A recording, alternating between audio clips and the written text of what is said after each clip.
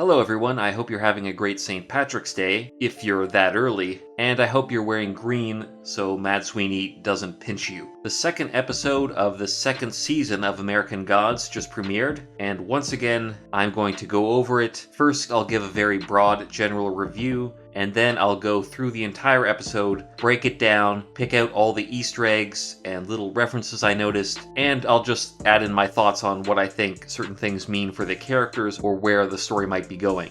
My general review of the episode is that I didn't think it was as strong as the first episode of Season 2, but I still enjoyed it. It was a much slower episode where not as much happens, and it seemed to be kind of setting up things that can potentially happen later in the series.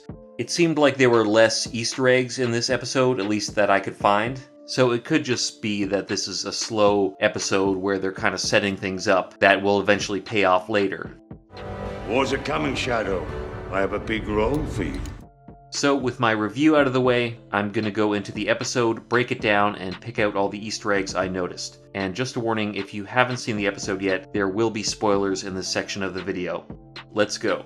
The episode begins with Shadow waking up in a kind of cell, and we quickly realize that he is attached to some sort of information extraction device that looks pretty painful, and the pose that Shadow has in this contraption looks a lot like Christ on the cross, which I'm sure is not an accident. We are soon introduced to Mr. Town. Mr. Town, Mr. Stone, and Mr. Wood are all agents of Mr. World and the New Gods in the book, and in the previous season we were introduced to Mr. Wood, who Wednesday revealed was an old god who had changed teams and joined the New Gods. So I was wondering if the same would be true of Mr. Town, but it doesn't seem like it, which might be more in line with his character in the novel, because in the novel there is no indication that they are gods or anything like that, so Mr. Town could simply be a human in this. And the character of Mr. Town is played by the actor Dean Winters, who you might know from John Wick or 30 Rock.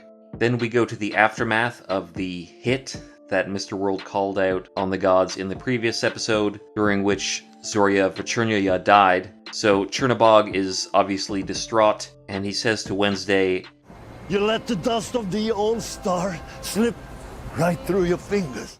Which is a reference to the Zorya, as they are stars in Slavic mythology.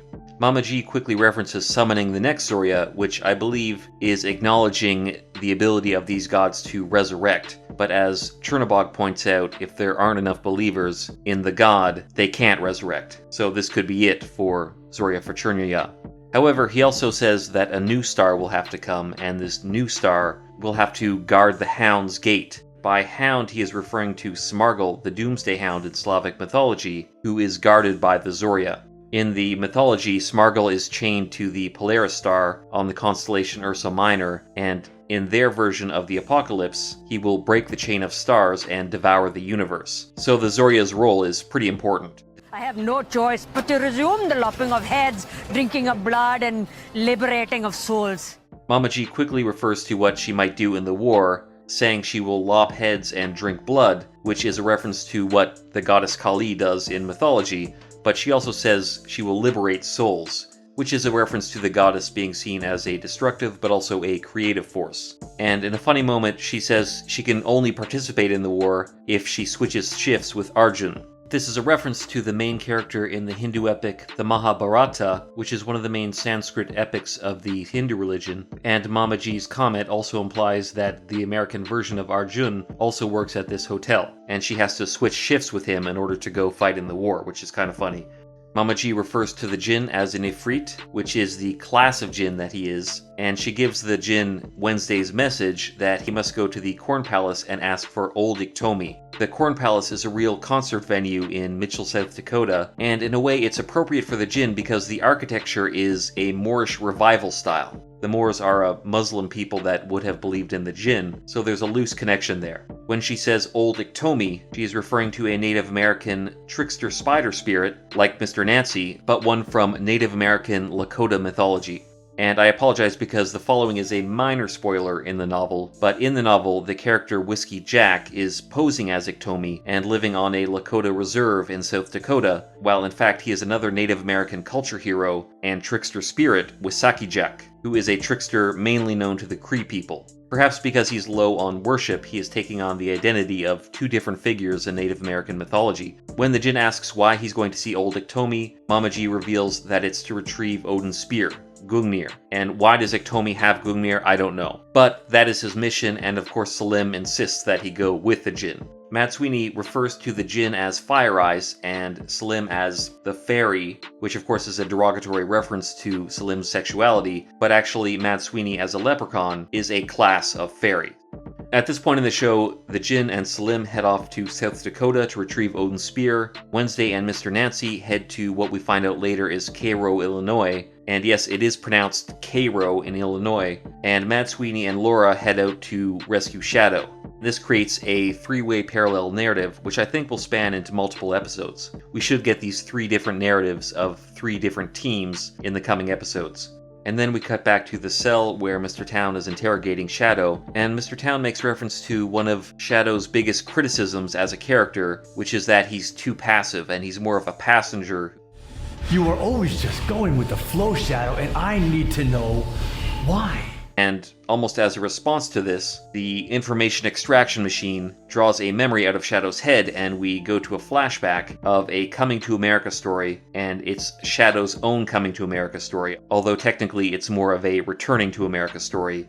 We meet Shadow's mother, who has been living with Shadow in France and Europe, and Shadow now looks to be maybe 14, 15, and they are finally returning back to America.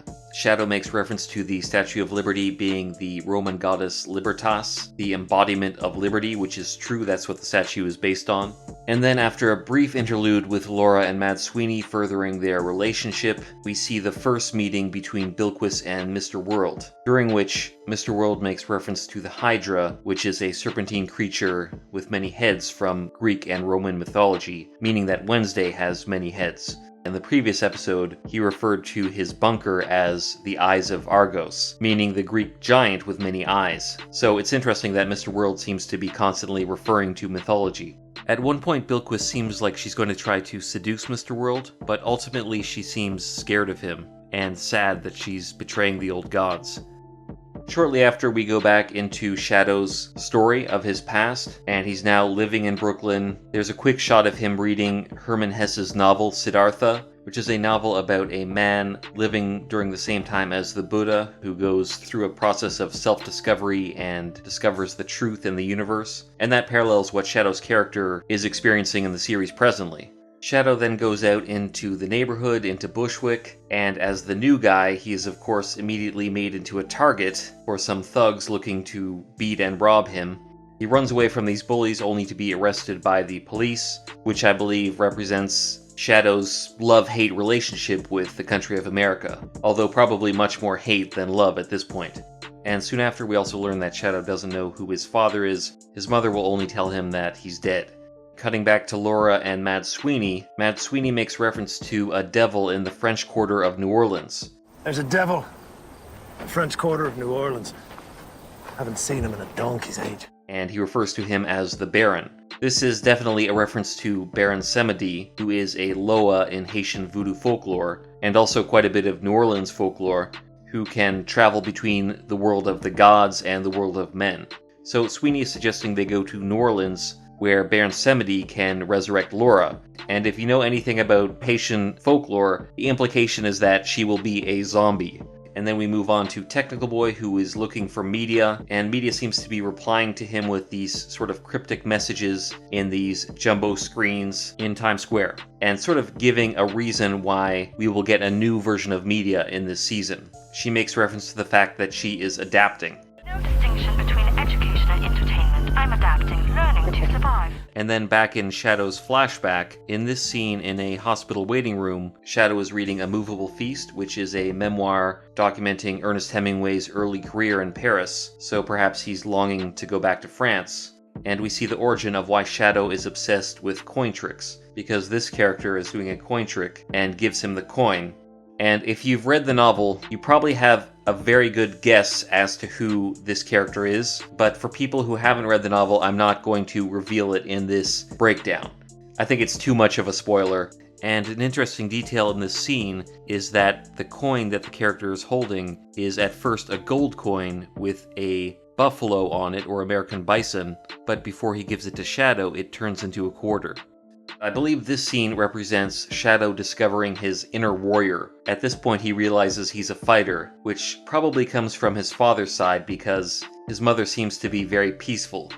In this scene we can see that Shadow's mother's hair is gone, so she's likely receiving chemo treatment, and she tells Shadow that he has a light inside him that is stronger than anything else, which is probably the same light that Laura can see, and how she manages to follow him around. And in the next shot we see that light. Laura is still following Shadow's light, but Laura and Mad Sweeny come to a literal dead end where there is a field of these bluish flowers.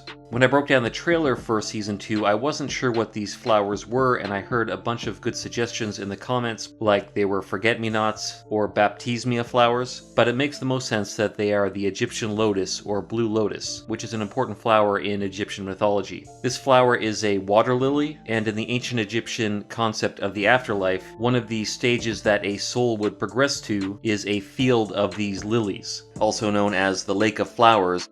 Because Laura met the Egyptian god Anubis when she died in the first season, that seems like the most likely significance for these flowers. But it's just a theory. They didn't actually tell us what the flowers were in the show. In order to escape this dead end, Sweeny takes Laura through another dimension, which he says is like the backstage but smaller. And this is also likely where he was hiding his coins while doing his coin tricks in the first season. Sweeny refers to this other dimension as the Horde, but I believe it is the Celtic Otherworld, which is like a parallel world where creatures like fairies and sometimes the dead exist, and perhaps Laura can pass through it because she herself is dead. We're going through the Horde.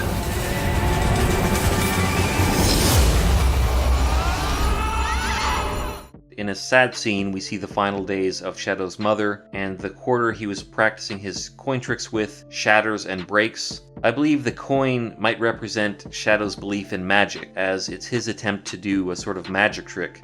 So when his mother dies, it possibly represents the shattering in his belief of magic. And in the following scene in the church, we see a shot where the crucifix is blurred, which may represent a similar thing. Perhaps Shadow is losing his faith. Wednesday's car named Betty breaks down, and as he prepares to sacrifice it to himself, he calls it a berserker. But as he's doing this, we see shots of Laura as she's going to rescue Shadow, so it could be a reference to the change in Laura's character, perhaps meaning that the wife Shadow once knew has now become this berserker.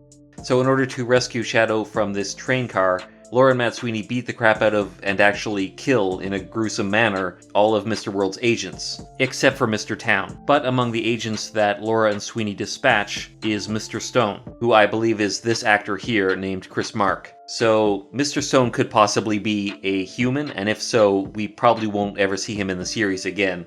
And the final shot of the scene, we see Shadow looking at Laura, seeming a little disturbed at the berserker that his wife has become.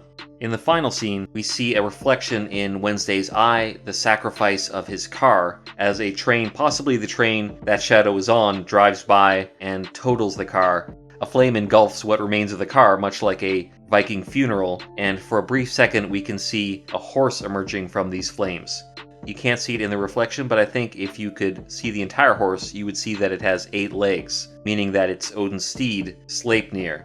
And because it's coming from the car, I guess it signifies that his car Betty was like his steed for a brief moment.